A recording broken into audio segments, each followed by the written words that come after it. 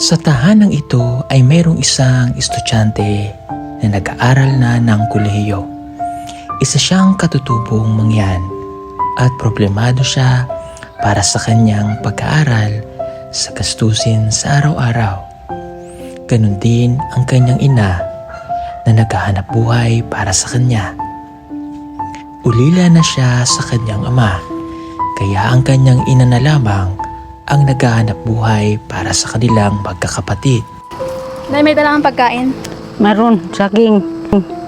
Nami, kunti lang. Hindi na kaya. Gutom na rin ako. Ako, nanay. Sige. Galing sa kanilang bukid ang kanyang ina at inaantay niya ito kung may dalang pagkain. Ang daladala nito ay saging na saba at ang pagkain nilang mga katutubo na tinatawag nilang nami.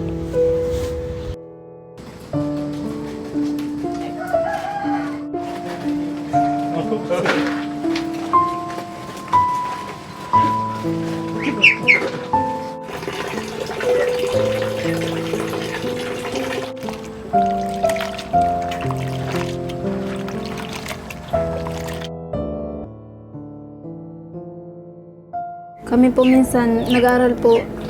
Hindi na po nagkakain. Nagpapasok na lang po. Dahil nga po lang pagkain. Siya si Rima, isang katutubong mangyan na pangarap na makapagtapos ng pag-aaral upang mabigyan ng magandang buhay ang kanyang pamilya. At sa pagkamatay ng kanyang ama, lalo pa siyang naging matatag para lumaban sa buhay. Ano po, nakakatanggap ng mga masakit na salita. Dahil po kasi wala po kaming tatay. Minsan wala kayong tatay, hindi na kayo makakapagtapos niyan. Sobrang sakit po kasi po, siguro po pag may tatay pa kami, hindi naman po sobrang hirap kasi po may inaasahan pa, hindi lang si nanay, may tatay pa. At ngayong araw, ang pagkain nilang mag-ina, ang sinaing na nami at asin. Mga kababayan, narito po ang kwento ng kanilang buhay.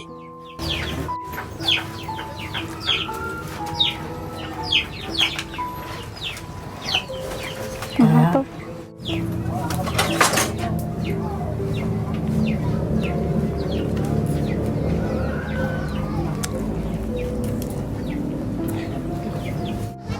Balang araw, itong bahay namin na to, hindi ito magiging ganito. Pag makakapagtapos ako ng pag-aaral, paayos namin to.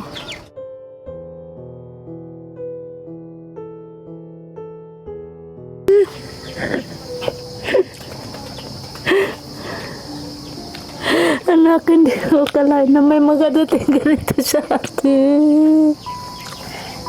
Walang imposible kay God, Nay. Basta maniwala ka lang.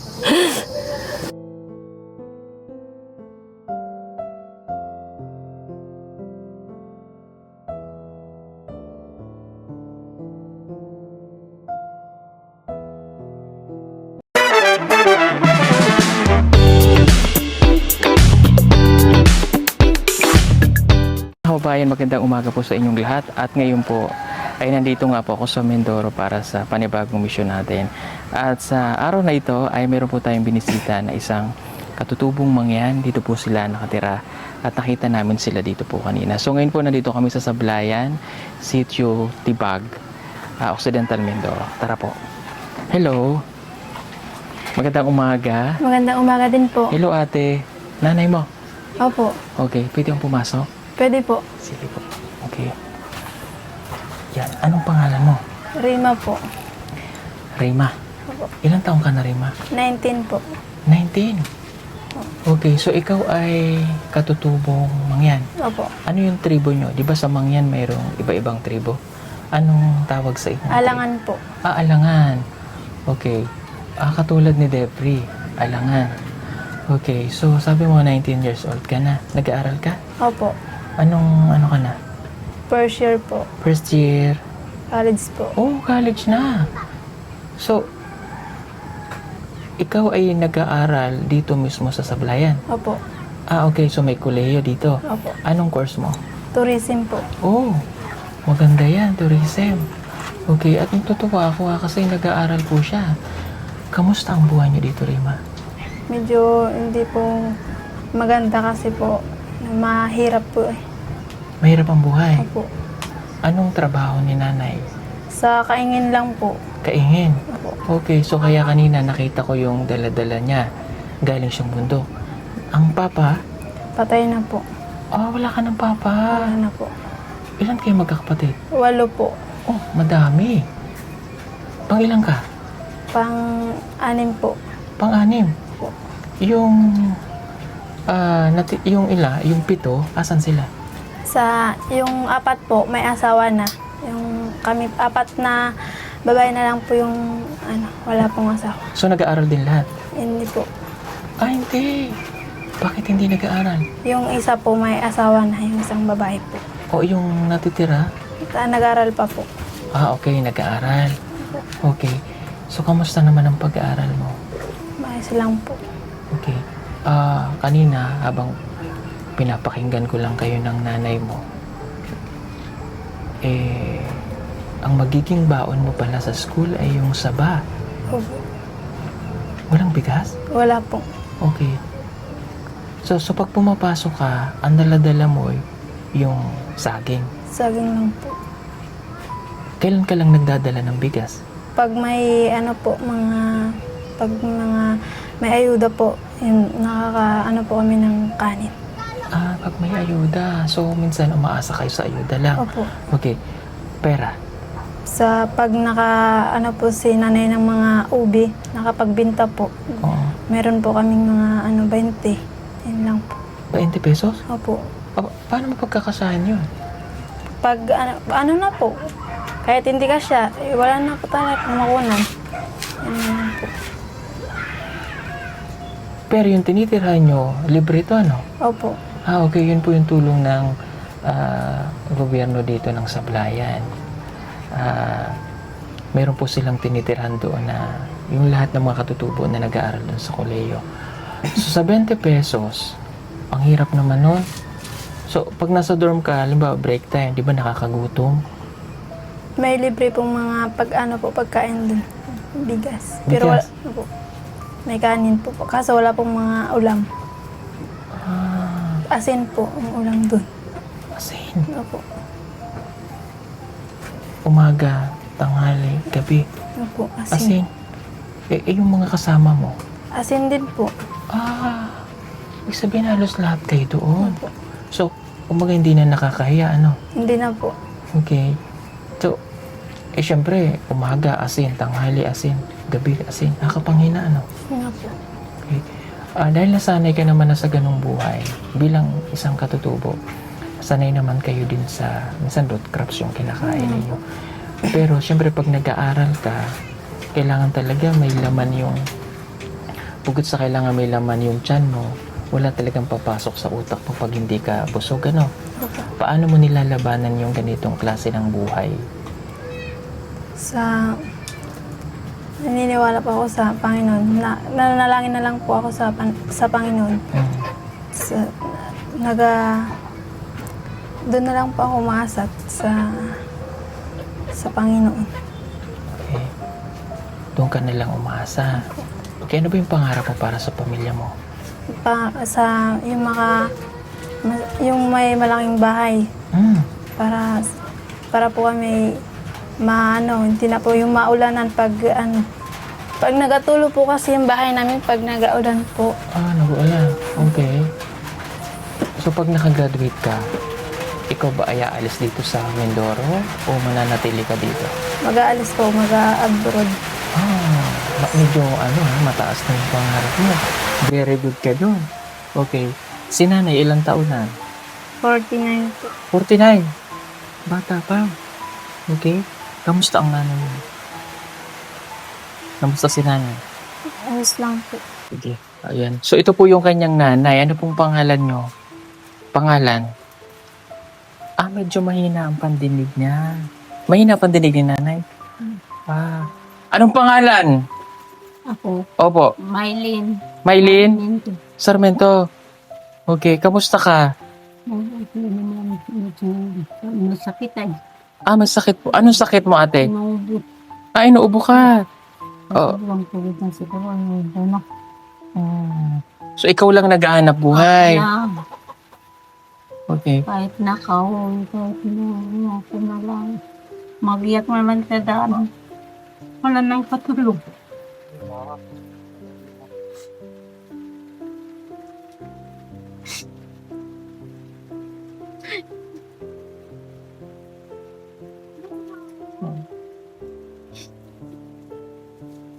So, ikaw lang lahat naghahanap buhay, ate?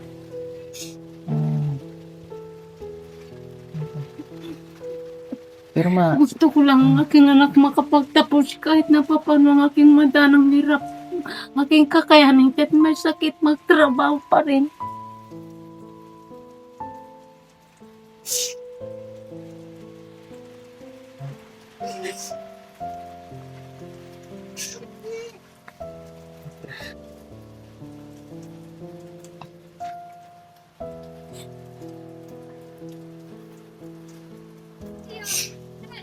ano po yung pangarap nyo para sa anak nyo po?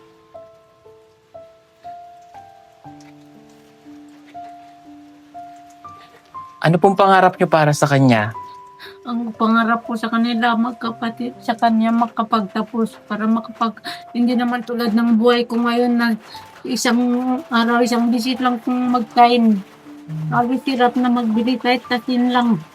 Ang gusto ko naman nila maranasan yan. Kaya ang gusto ko sila makapagtapos. Hindi nang hirap. Kaya yung sayang gusto ko nga itong mga anak. Huwag naman makaranasan ng ganitong hirap.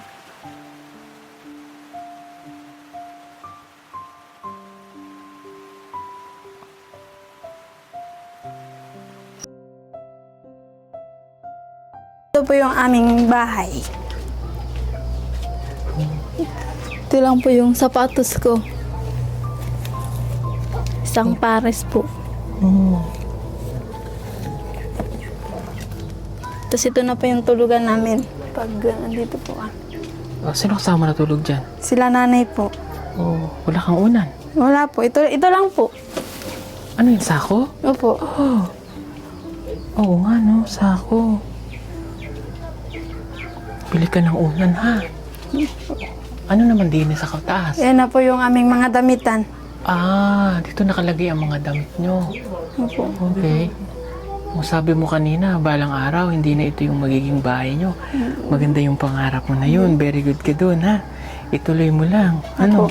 Narinig mo yung sabi ni nanay. Gusto ka daw niya na makapagtapos ng pag-aaral para hindi nyo maranasan yung hirap na naranasan niya. Ano yung masasabi mo doon? Hanggang sisikapin ko pong makapagtapos ng pag-aaral. Para ako makasukli sa mga magulang ko. Tapos po para sa amin din po, sa mga kuya ko. Okay. So, nakikita mo naman na nahihirapan si nanay sa paghahanap buhay, di ba? Kaya kailangan mag-aaral kang mabuti. Ha? Opo. Oo. At saka, huwag kang mag-aasawa. May boyfriend ka ba? Wala po. Okay. Umiiyak yung nanay mo kasi gusto kanyang makatapos ng pag-aaral. Oo. Nay, kangay unahin pagkalbasan, kangay pag-aaral para makatulong ako sa kanya, para makasukli. Inay, kaya mo suluman, wala, yung kaya mo pamadali ang muna hirap. Dugaya na bang buhay kaya mo piyag unahin mo ko makalbas wagadan. Pag ikaw tapos na makapag-aral, ang yung pinag-aralan sa iyo rin, hindi na tulad ng hirap ngayon, anak. Dapat ikaw magtiyaga. Hindi ko nahihod ka nga pagsayang.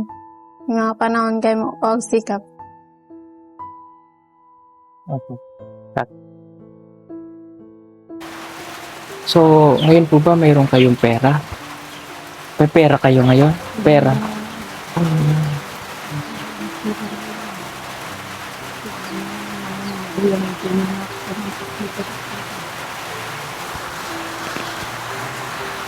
Okay. Sige.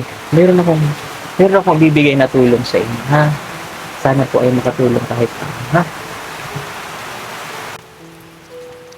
So, ito po ay 5,000 para po kahit paano makatulong sa inyo, ha? Kunin niyo po.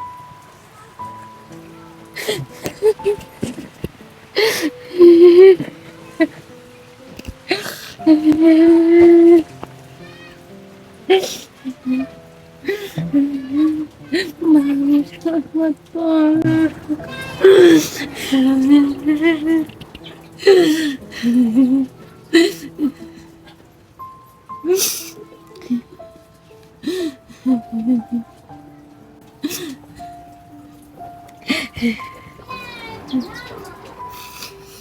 At yung 5,000 po, yan po ay galing po sa ating YouTube channel sa mga hindi po nag-skip ng ads. At bukod dyan, ay meron pa tayong ibibigay po para kay ate.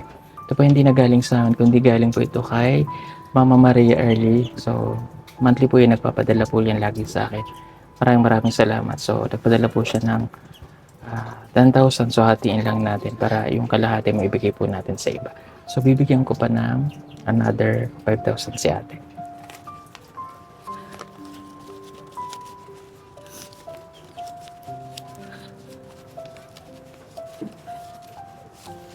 Ito pa ate, karagdagan. Bali, 2, 3, 1, 2, 3, 4. Ito pa po yung 5,000 para po sa inyo. Okay na po. Okay na po yan. Huwag nang umiyak. Baka mapaano ka po ate ha. Sabi niya po kasi may sakit siya. Pwede ka pong magpa-check up ha. Para malaman kung ano po yung sakit mo ha.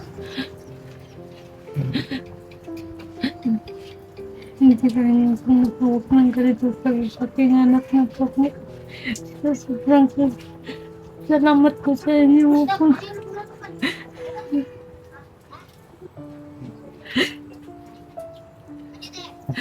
Sabihin mo kay nanay magpa-check up. May hospital ba dito? Meron po. Sa bayan. Pa-check up siya ha. Opo. Para malaman kung ano yung sakit niya kasi inuubo siya ha. Kasi alam mo, mirap yung nanay natin. Nagtatrabaho, pero nagkakasakit pa na siya. So mas lalala yung problema. May problema na tayo sa hirap ng buhay, may problema pa tayo sa sakit ng nanay. So pag ang nanay mo yung nagkasakit, pilay kayo. No? Pa-check up ka ate ha. Para malaman po natin kung ano yung sakit niya. No? Saka bumili ka ng bigas para meron kayong pagkain. Ha? O kasi ngayon po, ang kita namin iluluto nila yung nami. Nami din yung tawag nun sa amin sa Mindoro eh. Ito. At lulutuin niya po yun. Yun yung pagkain nyo. Ngayon lang ako magkikita mga kababayan nung nami na katulad sa amin sa Mindoro kasi pag kumain yan, pagkaani dun sa binabad na tubig, steam lang, tapos pwede nang kainin. Sa kanila tinutuyo. Halika, pakita ko po sa inyo. Ito po, oh. Ayan. So, iyan, binabad nyo na. Opo. Okay, mga, di ba, okay, kasi tuyo siya kanina. Ito po yun. Ito, oh. Ayan. Flake siya kanina. So, tinuyo siya. Tapos, ibababad sa tubig. Ganito na yung magiging itsura niya. Mananariwa siya. Tapos, ilalagay na sa kaldero. Opo. Ganun na yung ginagawa rin namin noon. Okay. Sige.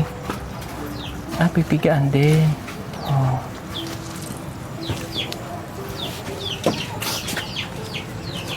Saan yung pinakabigas nyo? Ito na po. Gigilid sa tabi. Tapos pag ganyan, nilalagay nyo pa ng asukal o wala na? Hindi na po, asin po, pang ulam. Asin. Oh.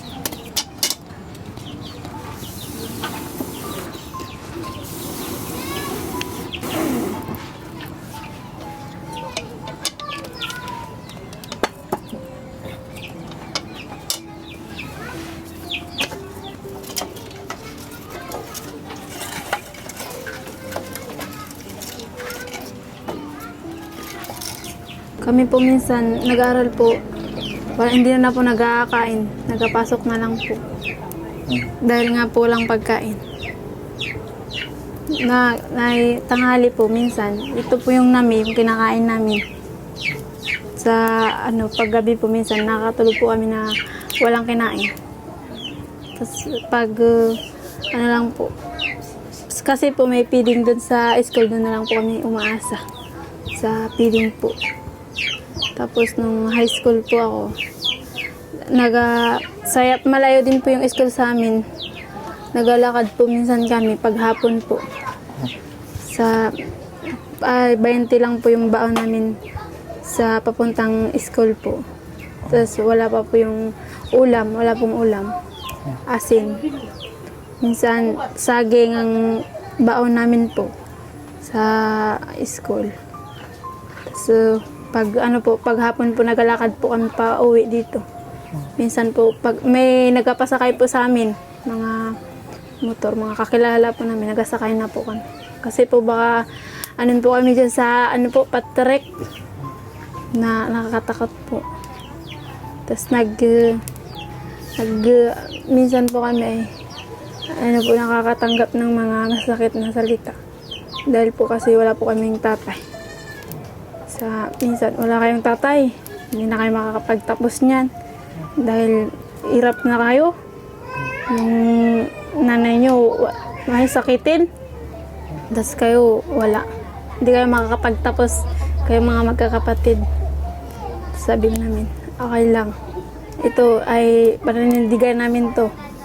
Kaya namin to. Basta may magtiwala lang sa Panginoon. Tapos nakagraduate po ako ng grade 12. Nag-aral po ako. Nag-college po ako. Nag-tourism po. Hanggang po ako nakatira na po ako sa may libre pong dorm po dun sa bayan, sa mga mangyan po. Doon po kami ngayon nakatira. Dahil po kapos kami. Gaano kasakit sa iyo nung nawalan ka ng tatay? Sobrang sakit po kasi po siguro po pag may tatay pa kami, hindi naman po sobrang hirap kasi po may inaasahan pa, hindi lang si nanay, may tatay pa. Kasi po ay minsan po naiinggit din po kami sa may mga tatay. Tulad po sa aking pinsan, may tatay pa. Sabi ko, ay maganda pala pag may tatay pa. Kasi kami, bata pa lang po, wala na kaming tatay. Kaya hanggang ngayon, lumaki na lang po kami na walang tatay. Sobrang sakit po nun kasi hindi na namin po nakakasama. Hanggang ngayon po. Siguro po pag may tatay pa kami, hindi po sobrang hirap kasi may katulong pa po si nanay. Baka nakakain pa po din kami ng tatlong beses sa isang araw. Ngayon po kasi hindi na po kami nakakain ng 3 beses sa isang araw. Simula po nang wala na yung tatay ko.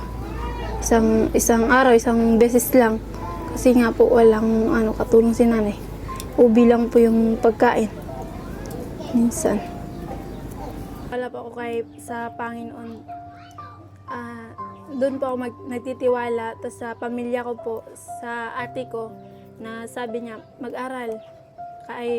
Para makapagtapos tayong dalawa. Kasi pag-aralin na, pag nagtapos na tayo, yung dalawa nating kapatid, pagtapos din natin. Tapos yung mga kuya natin, tulungan natin. Magpagawa tayo ng bahay, malaki. Tapos lahat ng gusto nila nanay, ibibigay. Lahat ng gusto nila kuya para hindi na Balang araw, itong bahay namin na to, hindi ito magiging ganito.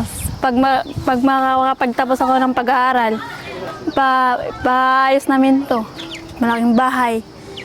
Tapos papaganda namin.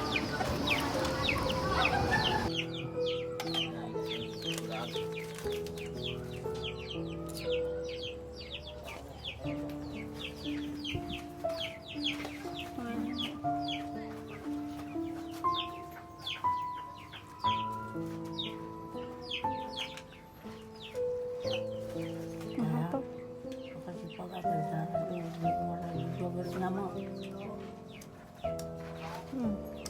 Parang Na, meron ko. Paulam.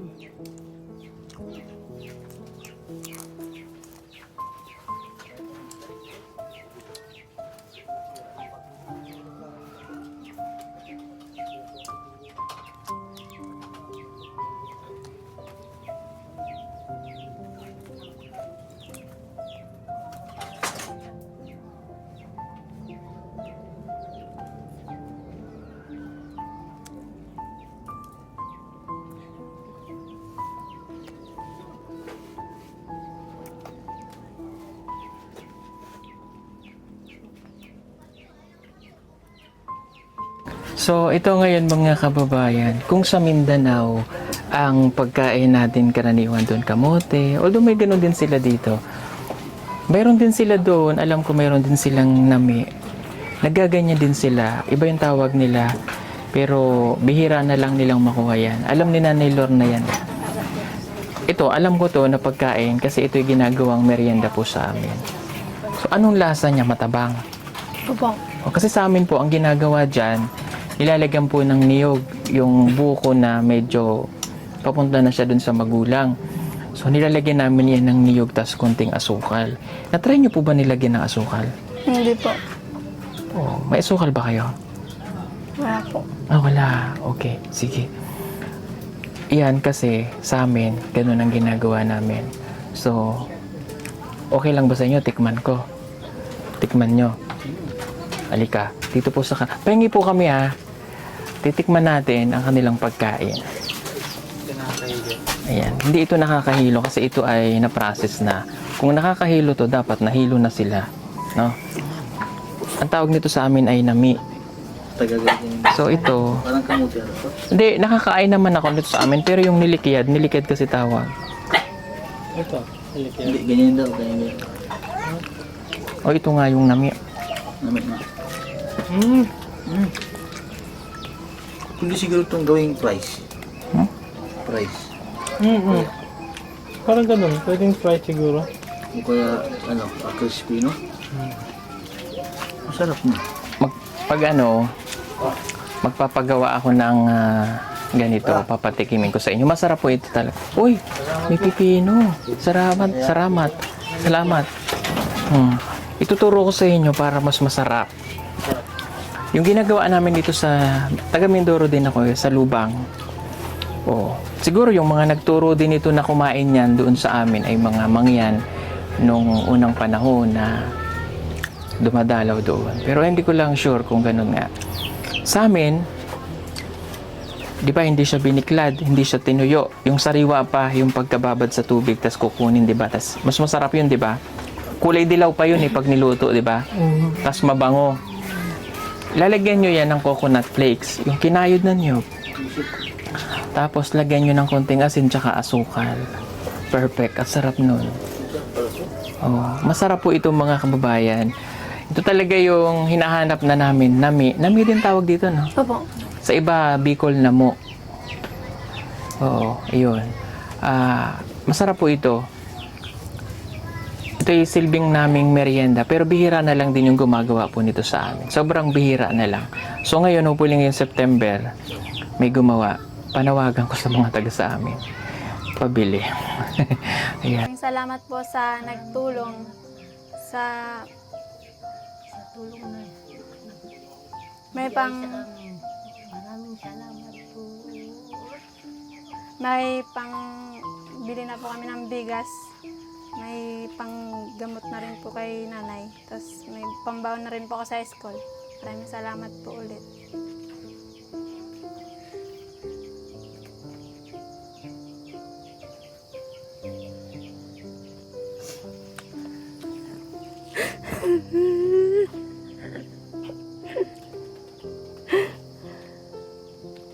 Anak, hindi ko akalain na may magadating ganito sa atin. Walang imposible kay God na basta maniwala ka lang. Basta kanta magsimba. Tiwala ka sa Panginoon.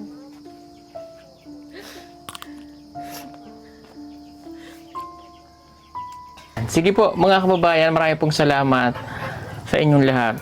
At sana po ay panoorin nyo po yung mga vlog po namin. Ganun din po dito sa PB Team Mindoro. Kay Toots TV, kay Ren Vlogs, kay Master Ring at sa lahat po ng PB Team. Maraming pong salamat kay Mama Maria RD. Ingat palagi dyan. At samahan nyo po kami, supportahan nyo po kami dito sa mission po namin dito po sa Mindoro, ang Pugong Biyahero Team. So, huwag na po kayong magtaka kung bakit ang bilis ko nakakarating dito. Pugong Biyahero nga ni. Bye-bye.